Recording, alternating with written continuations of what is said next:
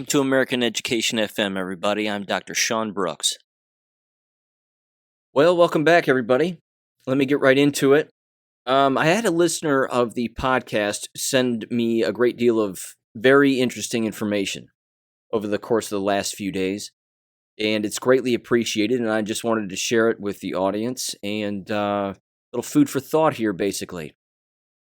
The automobile in the Uvalde, Texas story is beyond suspicious if anybody ever saw a still photo of that. It looked like it went through some kind of a barrier, I guess.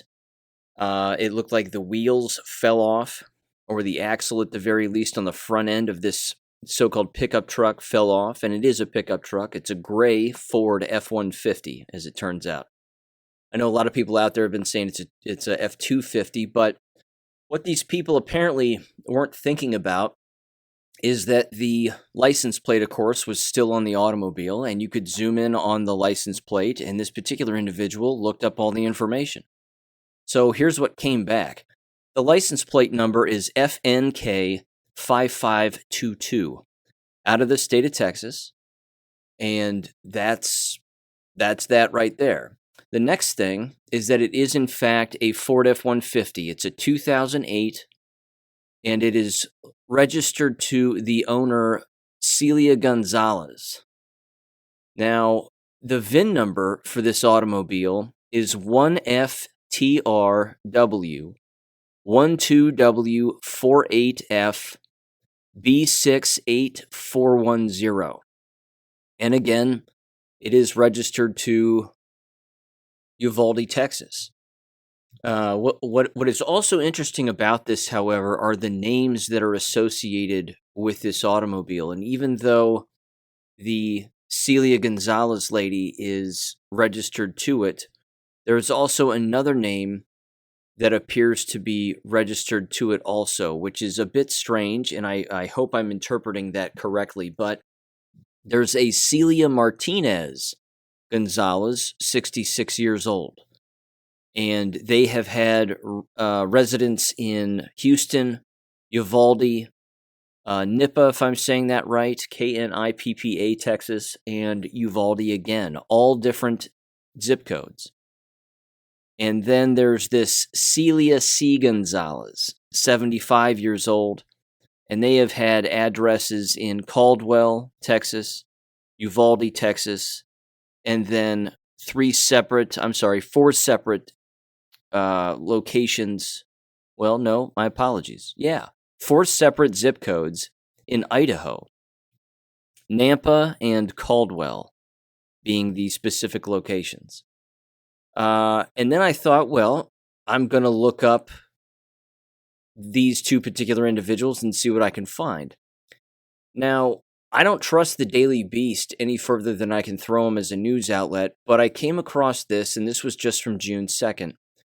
And it's titled from the Daily Beast, Grandma Told Shooter to Get Rid of Gun Before Uvalde Massacre. I'm going to read this whole thing because, again, both of their names pop up in this, which is strange. It just seems odd to me. So the article reads as such. It says, the woman Salvador Ramos shot in the face discovered a weapon a few days before this horrific attack and wanted it out of the house, sources say. And this, ladies and gentlemen, too, is a perfect example as to why I recommend you download the website 12feet.io. It's the number 12 and then ft.io. It is a website that takes the paywalls off of particular websites, and Daily Beast has a paywall, but this removes it immediately, which is great. So it continues. It says Uvalde, Texas, in the days before Salvador Ramos shot and killed 21 people at Robb Elementary School, his grandmother demanded he remove a gun from her house, according to a neighbor and a law enforcement official familiar with the investigation. Rudy Martinez, who lives in the same neighborhood as Ramos's family, told the Daily Beast that on Thursday prior to the deadly massacre, Celia Gonzalez also known as Sally, described Ramos becoming outraged for her insisting he get at least one gun out of her house. Quote, "We heard them yelling," Martinez told the Daily Beast.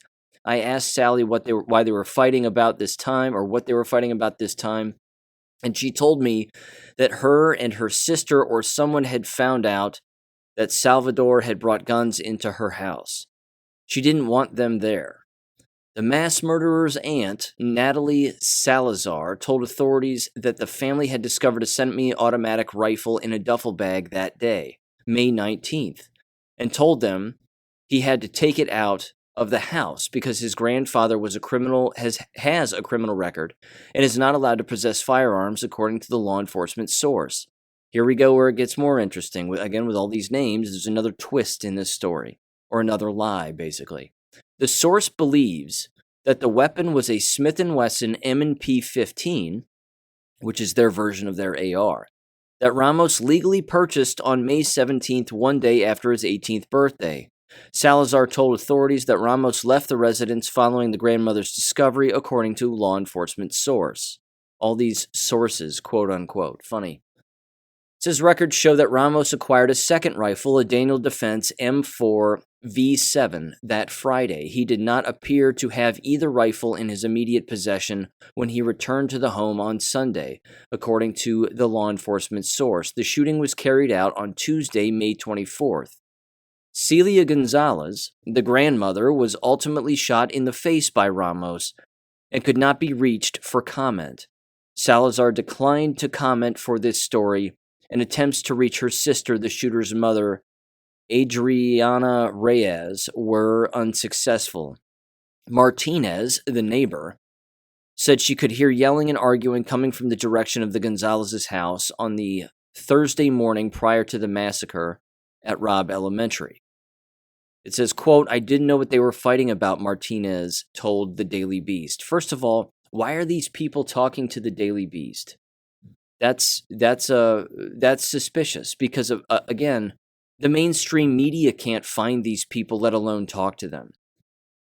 How is it that the Daily Beast is getting a hold of these people and they're just willfully talking? Not to mention, and I know that people have the same last name, in particular within Hispanic communities, so to speak. There's going to be a lot of Salazars and there might be a lot of Gonzalez's and XYZ, but these two individuals have the exact same last name. The grandmother is allegedly Celia C. Gonzalez, 75 years old, and this neighbor, who is going by the last name Martinez, it just happens to be the middle name of a person who's aged 66 that the vehicle is also registered to, apparently, named Celia Martinez Gonzalez. I don't get it. Who does the car belong to? That's the question. But these two names pop up as being possible registered owners. So, yeah. This Martinez gal continues, and she says, quote, "I wish he would have just taken his anger out on me instead of everybody else. That would have been better than him killing all of those little babies in that school over there." Well, he didn't kill anybody. Ronaldo Reyes, the shooter's grandfather and Gonzalez's husband, has said that he would have never allowed guns in his home in the first place. He told the Daily Beast that he only learned about the gun's potential presence that Sunday. At that point, according to the law enforcement source who cited Salazar's account, the shooter had returned to the home and appeared to no longer have any guns. And then it says, quote, "No, I would have made sure that he didn't bring them into our house because I have a record and I cannot be around guns or anything like that," Reyes said. He said, quote, "I am always really careful because they could send me to jail for even being around them." Martinez, the neighbor, affirmed that Reyes has always been very cautious when it comes to being around guns. They said, quote, "Most of us around here go deer hunting," Martinez said. "Ronaldo won't even go out to the deer lease with us because of guns. He is very careful about that," unquote. And then that's the end of the article. So, again, it's odd that the Daily Beast can somehow get a hold of these people. It's odd that they're being believed. It's interesting that the automobile came back as being an F-150, which, again, not unusual, but to have these two names associated with it is a bit odd. Again, if this Celia Martinez Gonzalez person, who is apparently registered to this automobile, why would a neighbor and the grandmother, the alleged grandmother of this kid, be registered to the same automobile? That doesn't make any sense. This listener to the podcast also sent me this, and it's kind of their breakdown of this information here. They said, I'm not 100% sure because the website that I use to get that information makes you sign a disclaimer that basically says that all the information provided is from public sourcing and we cannot be held liable for any mistakes. They said I tried to send you the links instead, but it would not let me share the link. The boy's grandmother is supposedly the owner of the vehicle. Her last name in the news is Celia Gonzalez, but on the title it is Celia Martinez. Of course, Hispanic people go by two last names normally, and I sent you the people search, quote unquote, and one of them is Celia Martinez Gonzalez. But her supposed husband's name is not on the relatives list, nor is he the supposed grandson. It looks like they are indicating that the truck with the VIN number registered to the car title and tag is a white truck, and it shows a white picture. It's just basically a stock picture, I think. But it says, but I couldn't find the color on any of the information. On the Carfax, it says that the truck is noted as gray. But then they said, so I'm not 100%. But I'm still trying to locate some more information. Sorry it's taking so long, blah, blah, blah. It's a good dig. It's a solid dig. Because again, it shows of relatives associated with both of these individuals. This Celia Martinez Gonzalez, 66 years old, where their relatives all have the last name Gonzalez. And the relatives listed here are Anita, Brenda, Daniel, Joel, and JP. But the Celia C. Gonzalez, 75 years old, all of their relatives that are listed here, their last name is Contreras. Jessica Contreras, Maria Elena Contreras, Santana Contreras, Sylvia Contreras, and another different Sylvia Contreras with a different middle name. Yeah, it's still very odd. And it's looking more and more like the automobile was maybe just placed there instead of actually driven through some kind of a barrier. Again, no skid marks in the picture. There's no brake marks. There's nothing. There's no dirt behind the automobile where there would be at least a trail of some kind. It's very odd, is my point. And keen eyes are taking a look at this, which is great. And so the information is certainly valuable because it's just busting more holes into this entire story. Speaking of busting more holes into this one, I wanted to mention this too. This is an excellent find from a listener of the podcast also. They ended up sending me this video, and wouldn't you know it, it's the exact same person that has been identified earlier as being a crisis actor or an alleged crisis actor. And then, of course, was identified by the AP as being this unnamed teacher, which is funny again because where's the yearbook? We should be able to identify this person if they are in fact a teacher, which of course they aren't. It's beyond embarrassing. And here's who the woman is. This is the woman that I mentioned in a previous episode on that Facebook video, which is on my BitChute channel, which is about an hour long, of a guy who, again, is walking around with a cell phone and he's haphazardly talking over his own footage. It's the woman with the short black hair, with the black shirt, with the stretched out collar, and the torn jean shorts, and the sandals. In this news report by KXAN on YouTube, their local NBC News affiliate apparently, they actually talk to this woman, but they blur out her face. But she's wearing the same clothes, and you can tell she has short black hair, and she's on the property. It's the same person, but she doesn't want to be identified.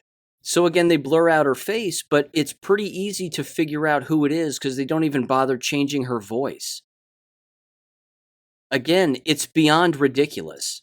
If a yearbook exists, you would be able to find out the name of this person if this person was in fact a teacher in the building, but they aren't. Somebody needs to find a yearbook for that school and match it to this person and see if this person is in that book. No chance they are. No chance. This person is not a school teacher there. Because again, in that AP article that I mentioned previously, this was the same woman who was wearing nicer clothes, kneeling down, putting her hand on the makeshift memorials, and it said at the bottom of the caption of that particular article, and it could have been a BBC article, frankly. I'm getting the two mixed up, but it was still her. And there she was wearing the same sunglasses, same haircut, same color, same style, same everything. It's her. And it just said Robb Elementary School teacher, but it didn't say her name. She's not been identified by name in any report, but we can see her face in countless video throughout that Facebook BitChute video that I have on my BitChute channel. That's an hour long. And we can see her face in the BBC article. But the local news affiliate blurs out her face because now this is the alleged person who propped open the door with the rock and then took the rock away once she found out that there was a shooter on the campus with a gun. Stop it. It's embarrassing. I'm going to play the audio. Here it goes. 3, 2, 1. Also today, we are hearing from the Robb Elementary School teacher who propped open a door at the school before the shooting. She spoke with News Nation late last week, and KXAN's Daniel Marin has her account of what happened and frustration as the narrative keeps changing. I'm telling the operator, he's got a gun. Speaking to News Nation last Thursday, the teacher, who is not being identified for her safety, says she propped open the door as she awaited a delivery, supplies for a school dance. That's when she says she saw the gunman crash his vehicle. And they yell, he's got a gun. So I ran back. Into my building. I still had the rock on the door. So I opened the door, kicked the rock, and then locked it. Investigators say the door didn't lock and the shooter was able to enter. Police initially said the teacher had left the door open, just one in a string of details that have been corrected by investigators in the weeks since the tragedy. That prompted the Combined Law Enforcement Association of Texas, which represents police officers, to endorse an independent investigation by the U.S. Justice Department. When you're managing a crisis communicatively, you got to get a message out quickly and accurately. That's a lot of pressure. UT Austin professor John Daly specializes in crisis communication. He says there were too many official voices early on in Uvalde. DPS was talking, local police were talking, the governor was talking, senators were talking. UT journalism professor Renita Coleman says it's important for those delivering key information in any investigation to resist the natural human reaction to try and hide things that could make them look bad. You just say, I made a mistake, if that's what you did, or you just say, I was scared. People are going to understand that more. Daniel Marin, KXAN News. Further adding to the confusion, Uvalde District Police Chief Pete Arredondo told CNN in a brief interview today that he is speaking regularly with DPS investigators, contradicting claims from state law enforcement yesterday that he had stopped cooperating. I can't take it anymore. I can't take it anymore. The lying, the constant lying, the constant changing stories. You heard this crisis actor who's not a teacher openly admit in their story, I propped open the door with a rock and then I re-entered my building and then I moved the rock and I closed the door and I locked it. She said she locked it. And then everybody else is saying, well, it wasn't locked. Turns out it wasn't locked. Remember, the initial story is that the very initial story was that this teacher purposefully left open the door for the shooter, which wasn't a shooter and didn't shoot anybody. The lying is incredible. Every single angle. And now look what they're doing. They're bringing in these UT professors to basically say the reason that the story is changing isn't because it's a lie. That's not it. Don't pay attention to that. It's because too many people are talking all at the same time. And that gets mixed messages and people get confused and ha ha ha. It's just so easy for people to get confused when that many people are talking. So the story needs to be the same from the people who were there instead of all of the talking heads. But that's not the way it works with a false flag. That's not the way it works with a hoax. The way it works with a hoax is the people at the scene don't even know what the story is because it gets blown out of proportion because it was just a drill, and then there are crisis actors that are interviewed on the scene, and then, of course, the corruption and the money exchanging and God knows what else. It's incredible. So there's your quote unquote teacher. There's the teacher perspective. This is the person who should be on paid administrative leave if they were really a school teacher in this situation and had done that. But they aren't. So everybody's just lying. It's that simple. Everyone's just lying. Every procedure in this, if these were real employees, every procedure was broken. They should all be fired, like I said in the last episode, but that's not going to happen because nothing happened here. It's incredible. And it's the same woman, for God's sakes. I mean, they can't even find a different woman. They couldn't find a different person. It had to be the same crisis actor. Incredible. Here's one of the interesting parts about this. Is that, like I said in the last episode, every single new revelation that comes out, the media immediately comes out with a story, and they just say, well, as it turns out, this isn't true.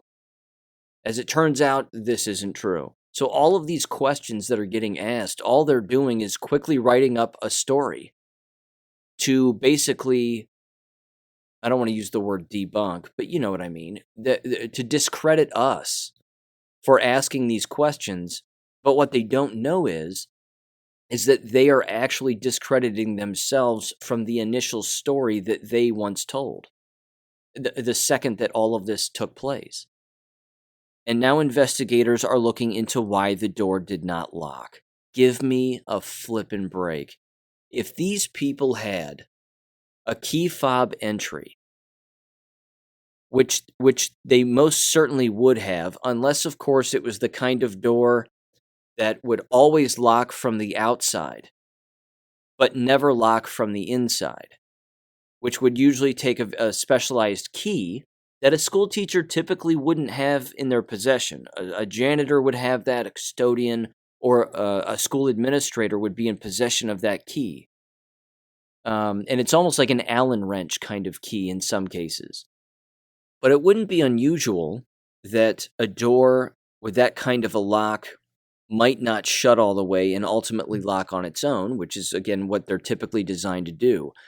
If they had a key fob entry thing, though, and the door, as I said in the last episode, the door wouldn't close, all that would do is set off an alarm. And the alarm would be located right at that particular spot, right in that door. So people around that door would certainly hear the alarm. And it's a loud alarm. I've heard them before. You know, a gust of wind makes its way in between the door jamb, and it props open the door, and it doesn't close the door all the way.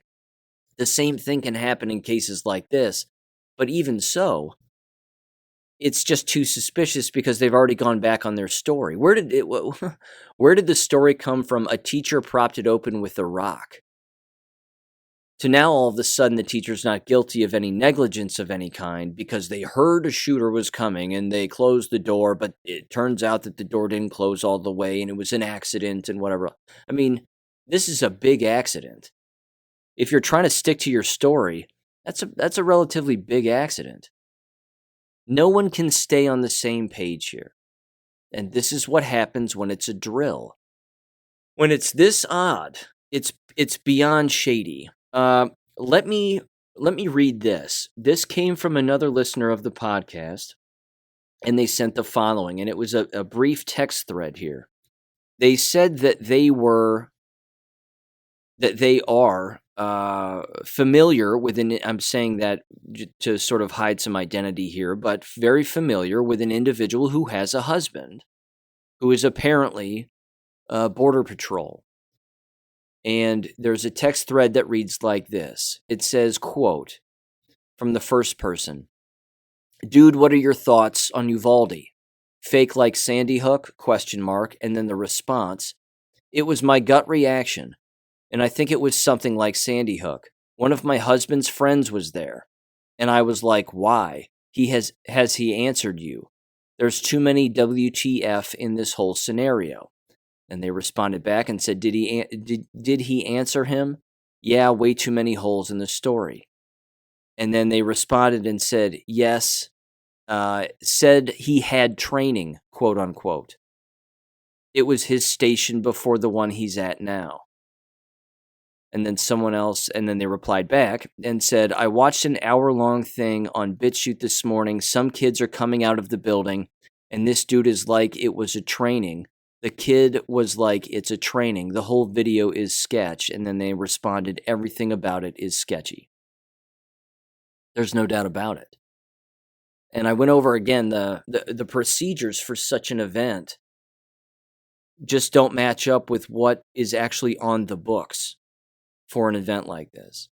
So I mean, it gets weirder. You want to hear another goofy thing? This has to do with the caskets. This story comes from newschannel5.com on May 31st. So they got to work real quick on these custom caskets. It's titled Uvalde Victims to be Buried in Custom Caskets. It says the children killed at Robb Elementary in Uvalde, Texas will be buried in custom caskets. Trey Ganem of Soulshine Industries said he and his son worked tirelessly to get the caskets assembled, designed and delivered in time for the funerals. The caskets feature various themes including Pokemon and the Toronto Blue Jays. Ganem said that he met with family members of each victim to come up with the custom designs for each child. The caskets typically cost around $3,800, and donations helped cover the cost. The May 24th attack left 19 children and 2 teachers dead. That's a lot of custom caskets. It's almost like they had them built in advance, or like these were just I don't know, caskets they had left over from some other project they were doing. I mean, it just seems too weird. Not to mention, ladies and gentlemen, these are custom caskets to the point where all of this stuff is painted on, or it's, one of those wrap kind of things where it has a wrap top.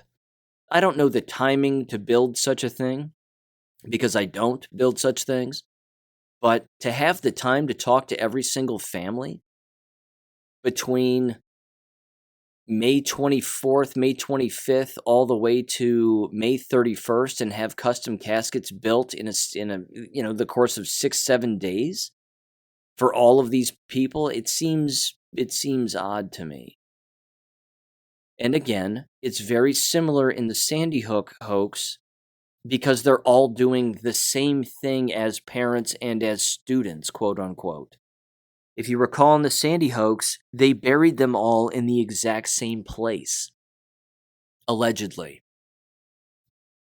Again, who does that? In any real tragedy where there are multiple people who pass away, do they bury them all in the same place in this vacant field that was not a burial ground? It was just a piece of private property that someone had bought, where you would normally build a house, and then they just stuck up all these makeshift memorials and then said that there are people in the ground. It's beyond weird. And it's just going to get weirder.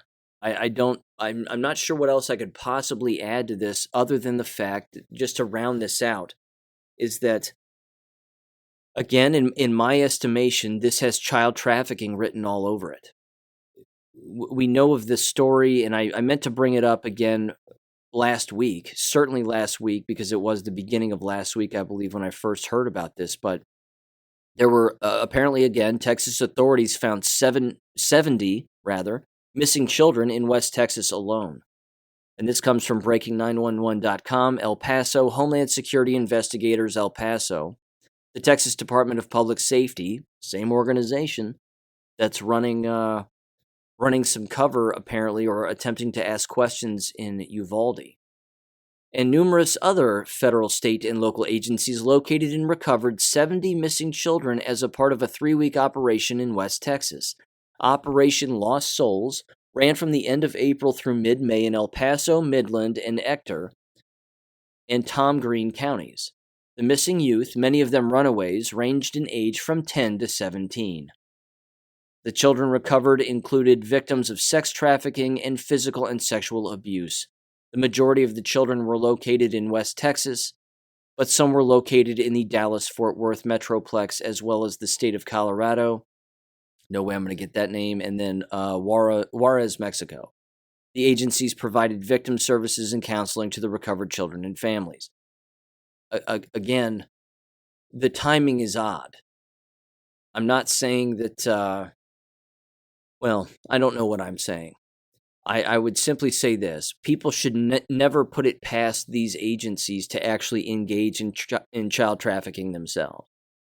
I'm not accusing the Texas Department of Public Safety for doing that, but who's to really know? I want to round this out, though. I want to round out this discussion and this particular topic with something. Again, it's the children that I'm wondering about now. We know that there's crisis actors. We know that people get paid. We know that families get paid off to push an agenda. It's evident that the school district is getting paid to ignore this agenda. I find it beyond suspicious that there's probably endless citizen journalists who are really there trying to uncover things. I mean, there's a reporter who works for Real America News, which again is the station that Steve Bannon works for and a bunch of other people. And the guy's name has slipped my mind, but I've seen him a bunch of times before, and he's gone down to the border a bunch and done a lot of reporting from down there. He was on a show, not Steve Bannon's, but another on Real America News, and he was down there, and he was asking the host of the show, as again he was in Uvalde, Texas, right outside of the school. You know, she was asking him, well, what do you think about what happened and what does this mean and blah, blah, blah. And he was talking about how now the agencies aren't working well with one another and they're withholding information, and that's suspicious as well. But then he seems to revert back to this initial basic narrative of, well, it's just the state of society that the leftists have put us in, and that's the real issue here, and it's, the degenerate school material that's taking place and all this other stuff. And I'm thinking to myself, all he's got to do is walk around to the side of the school building where this guy allegedly shot into the school building, take that camera, zoom it in on the alleged broken windows with bullet holes, and show everybody what it is that we're supposed to be looking at that we have yet to actually see. But he doesn't do that. The NPC switch clicks on him, and he just turns it into this, well, it's a leftist problem, and it's leftist society, and the Biden administration, and the current state of affairs, and schools are unsafe, and again, teaching terrible things, and whatever else. It was such a lazy answer that I thought to myself, again, just walk over there. I mean, you can see the school behind him. Take your camera and let's go look at a few bullet-ridden windows and see if any of the windows are even left. But we have yet to see that, which means it doesn't exist. They could make it up, I suppose. They could start shooting random bullets into the building now, take pictures of it and say, look, see, these were here a week ago. But they're not going to do that because, again, people would hear gunshots. So I don't know. I'm just so disappointed in the way that the media has handled this entire thing. It's not surprising, but even these so-called, again, new media, alternative media, whatever else, they're just as bought and sold as everybody else. Real America News is no better than Fox News. Newsmax is no better than CNN. They're all in the same boat because none of them are asking bigger questions and more specific questions.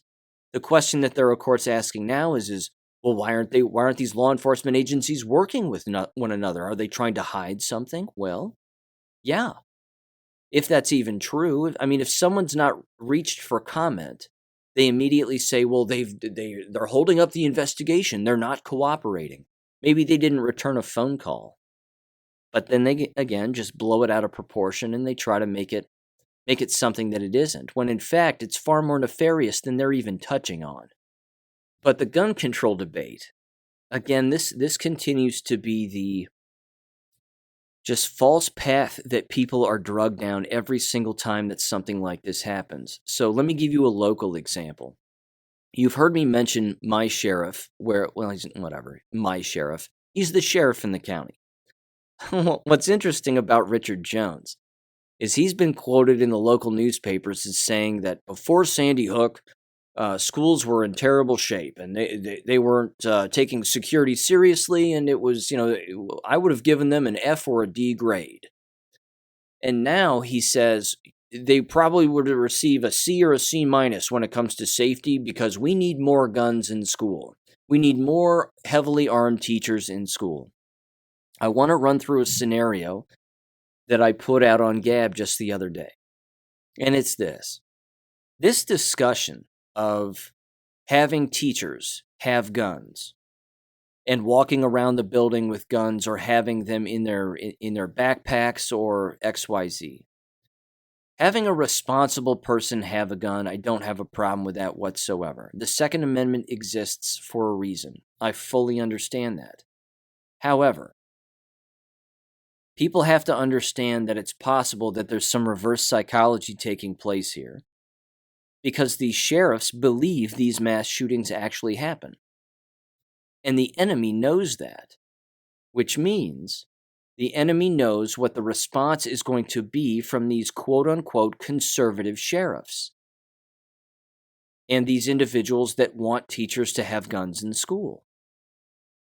So they're playing both sides on purpose is my point. It's a lose-lose situation, and here's why, in my opinion. The deep state and the people who are trying to divide society, again, the Marxists, the Bolsheviks, whatever you want to call them, Satanists, go for it. Whatever name you want to label them as.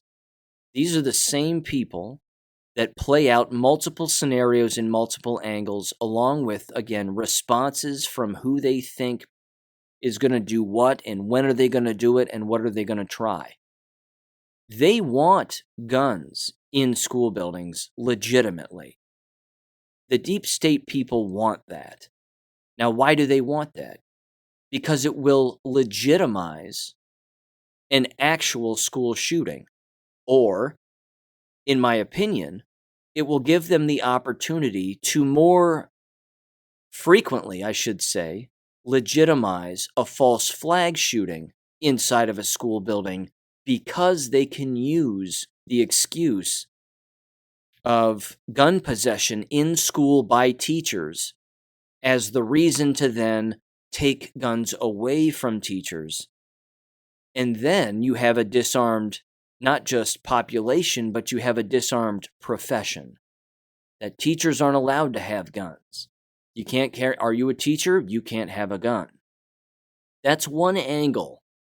It's plausible that's a possible scenario.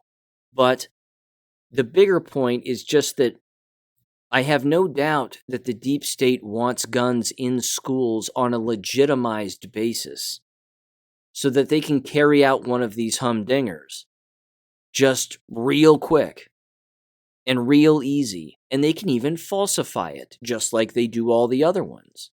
Why not? Again, it would give more of a foundation to their approach. And I'm not telling them what to do. They've already thought of this scenario. But in my estimation, that's why that debate always comes into play from the quote-unquote right or conservative right by saying, well, we need to arm teachers, and we need to be, even now they're saying, based on this false story, they're saying we need to be more lax when it comes to gun training for teachers, that it's too stringent, and that it needs to be more relaxed because we just need to get as many guns in teachers' hands as humanly possible. I find that funny because these are the same teachers who dress up as furries and put cat ears on their heads and don't know how to appropriately dress all of the time at work. But you want to give these people guns. And again, you can't say, well, the leftists who work in school buildings won't want to carry a gun. Sure they will. Sure they will. And they will. And then what will happen? You see, what we haven't had yet, which means it's only a matter of time before we actually have it, is an actual teacher pulling a trigger on a student in a school when that teacher is legally carrying a gun inside of that school building. That will happen at some point. But that's going to be the, again, redundant, but that's going to be the trigger effect that's going to cause more gun restriction down the line. They're playing both sides. It's no different than left, right, Democrat, Republican. Guns in school, guns not in school. Teachers should carry them. No, they shouldn't. It's the same binary dialogue that just takes place all of the time in order to force people to pick a side, when in fact the answer probably lies right down the middle, which is it's probably not a good idea because both sides are going to be taken advantage of in the long term, in the long run. And if that's the case, and both sides are taken advantage of in the long run, that's another angle for them to get guns out of our hands. Basic law-abiding citizens. So, I don't know. That's me theorizing out loud a little bit. I hope I made sense in that explanation. You know, I don't believe in gun-free zones at all. I think those signs are ridiculous. I carry a gun all of the time, everywhere I go. I abide by the law. But arming teachers and making it more lax for them, I don't think is the solution. How about you just hire more competent people? Doesn't that seem like that's a better plan? Hire more actual police officers. But keep in mind, ladies and gentlemen, these school shootings are so infrequent. And this whole thing was fake, just like Sandy Hook. The only reason that the Ethan Crumbley thing occurred, still in my estimation, is because the parents are on trial and he's on trial and there were too many eyewitnesses and it happened in one hallway where there had to have been in what is seemingly a state-of-the-art school in Michigan, in Oxford, Michigan, which means there had to have been surveillance. So they have to have all of this. And all of this has to come out in the trial. So that's not, having teachers possess a gun in a situation like that. I mean, maybe, but according to the Uvalde, Texas procedures for safety and security, they're supposed to have armed officers at the doors, which they don't have. Certainly they have them apparently at their high school. But in the Oxford, Michigan school, the alleged resource officer wasn't even on the campus because of a quote-unquote suspicious vehicle at the middle school or something. Well, that seems odd too. Why would that person be gone the moment that Ethan Crumbley would shoot 4 people to death? Again, with that many eyewitnesses, I think that's why it's more legit that shooting occurred, and I'm not doubting it, because even another clue, and I would say proof, is because the parents were very reluctant to speak to the media, and the national media didn't spend hardly any time on it whatsoever, which means that's usually the playbook when it comes to real shootings and false flags and hoaxes. is that with a hoax or a false flag, everything gets ramped up to 11. The volume switch gets turned up to 11. But on a real shooting, it usually hovers around a 3, and then it gets knocked down to a 2, and then they just turn the stereo off. And then that's it. So be on the lookout for that, is my point. Be on the lookout for the dialogue that takes place in your local area regarding arming teachers in the future. I don't think it's going to be a good thing in the long run. I'm a responsible gun owner. I know how to shoot and all that stuff. I'm not tooting my own horn. I'm just saying there were people that I worked with who I wouldn't trust with a gun. And those people were all about guns.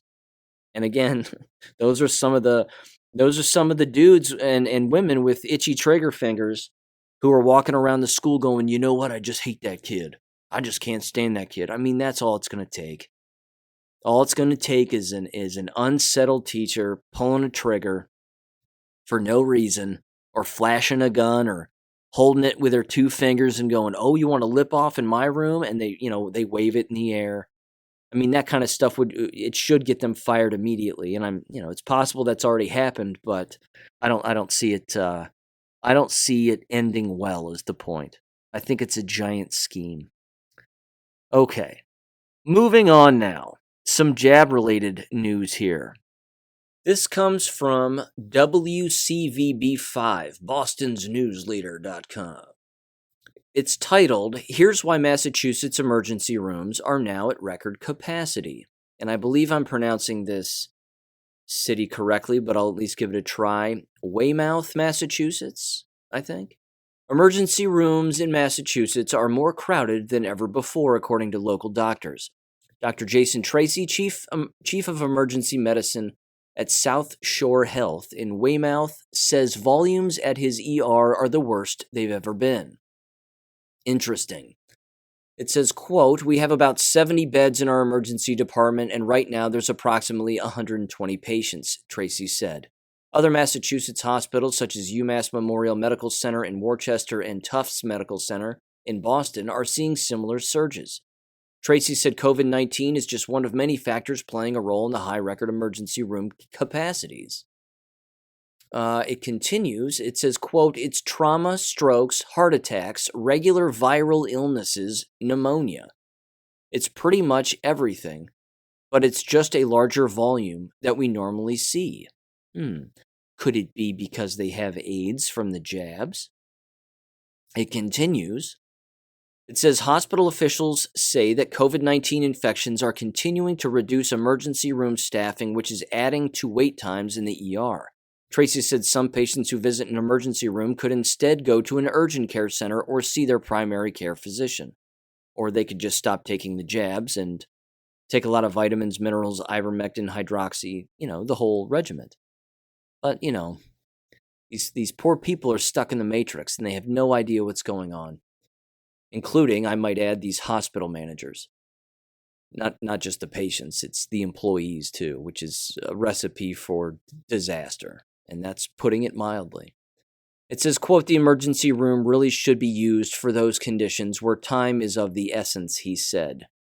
Sherry Grankowitz, if I'm saying that right, a patient who visited the ER at South Shore Hospital on Wednesday, said she was still waiting to receive tests 7 hours after she arrived.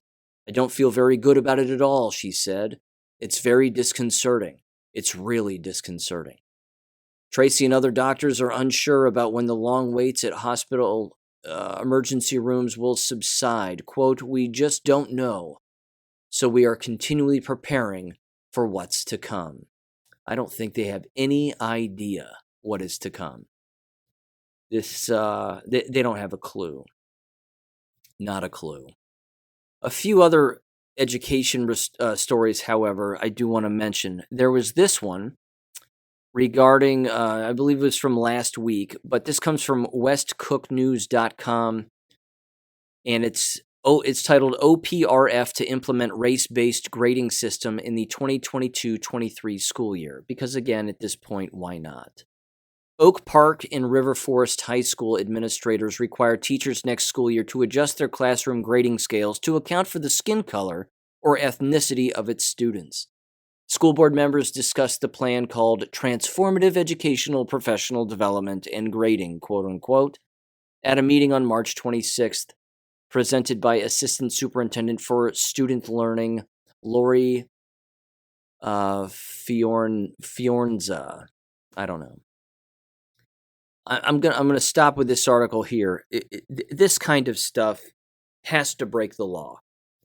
It has to be illegal.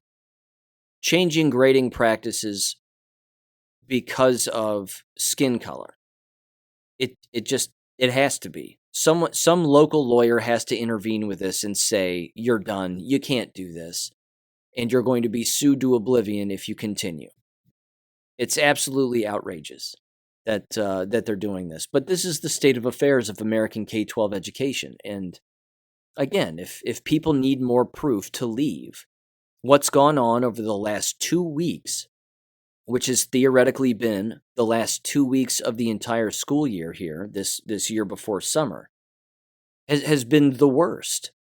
I know that I brought up an episode a while back, long time ago, where I basically said in that episode that at that time, that was arguably one of the worst weeks in American education when it came to politics, policy, violence, whatever.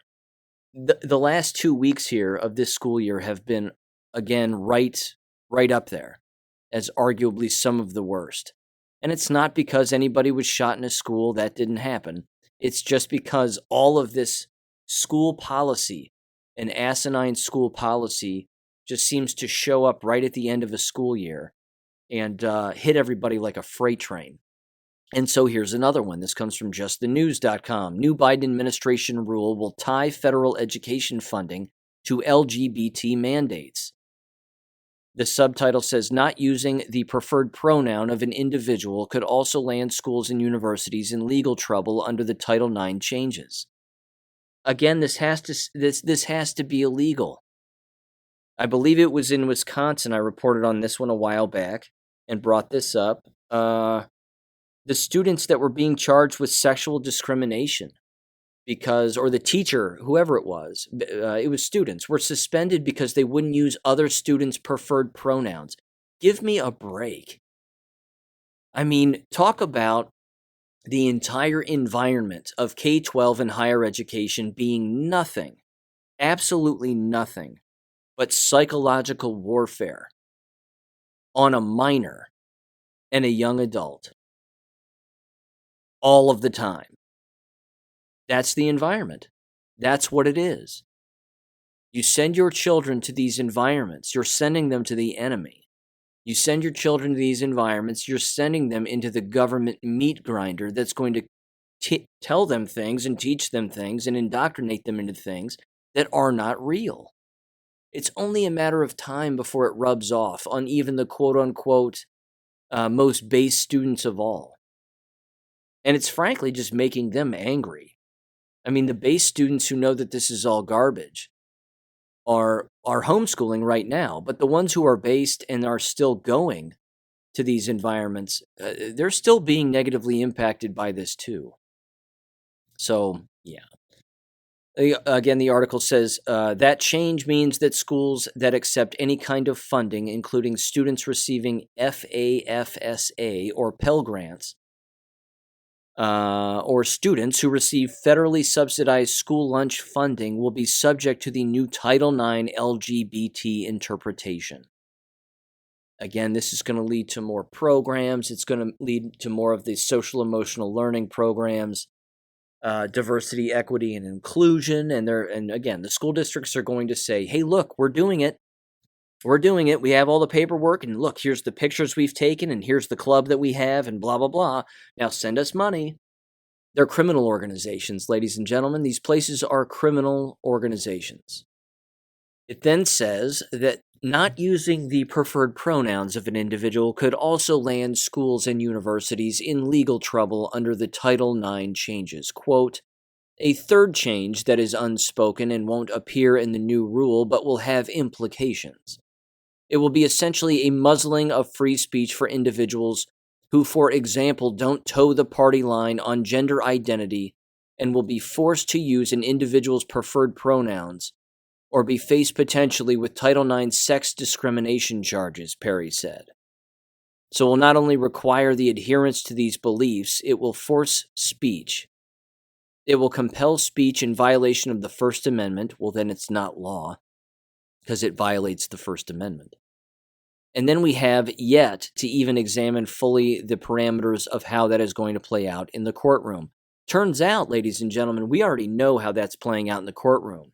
Shawnee State University professor won a massive lawsuit against the school because the school sued him. I'm sorry. Let me strike that. I got the location right. The school didn't sue the guy. The school tried to fire the guy.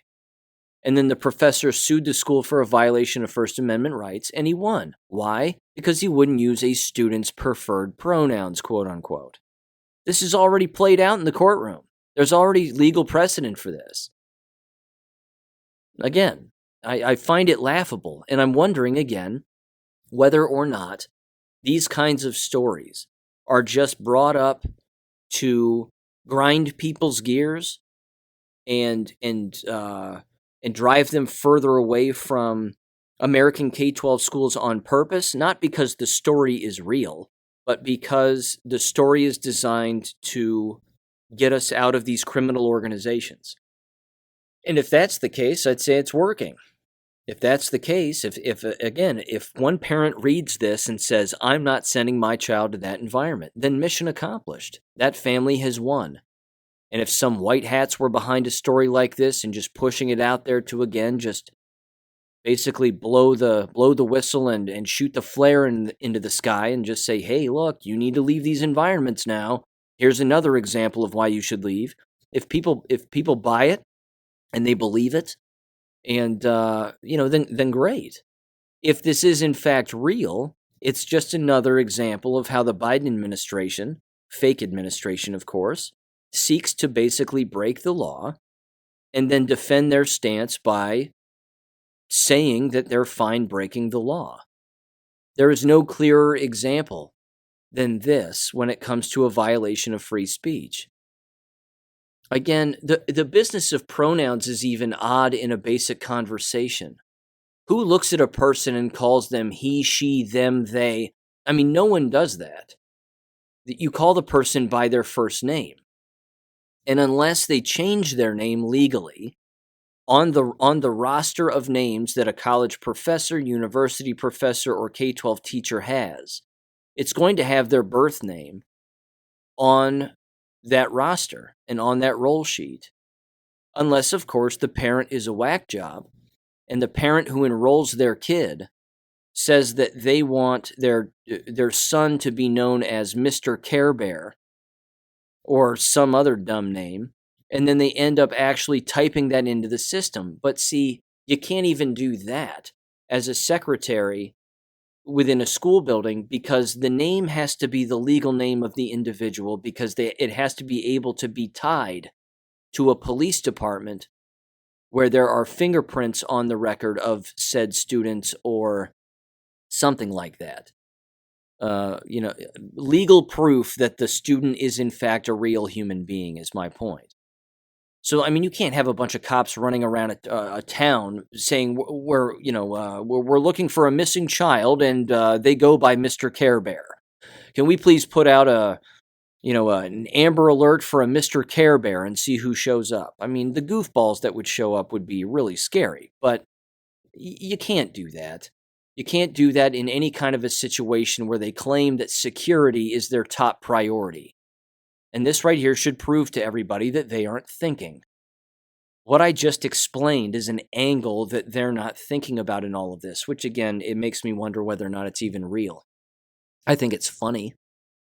I think it's sad that there's enough whack job lawyers out there to actually take it seriously and then prosecute children and their parents because a kid doesn't say they, them, or zer, or some other stupid thing. I don't know.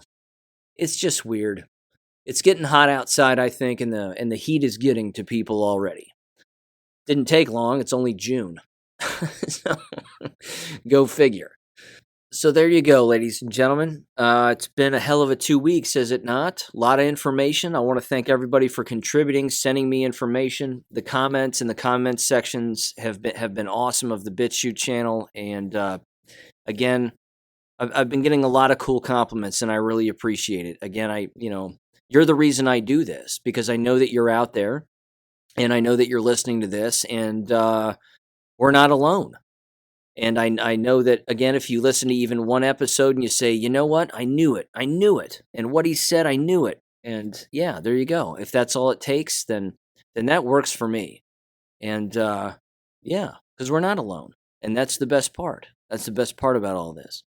So with all of that said, again, there's more Pfizer documents out there if anybody's curious. I'll link that in the description below. Again, the beginning of every month, they're releasing more documents. So at this point, I'm not sure how it can get more surprising. We know that they're trying to kill people. And at this point, we pretty much get it. It's just going to be a matter of who wakes up now and who does not. Who lines up for that next needle and who does not. But I'm going to do a little digging on those documents, and next week I'll let you know what I find. Other than that, have a great weekend, and we'll talk Monday. Thank you for listening to American Education FM. Make sure and check out AmericanEducationFM.com for more information. Take care, and God bless.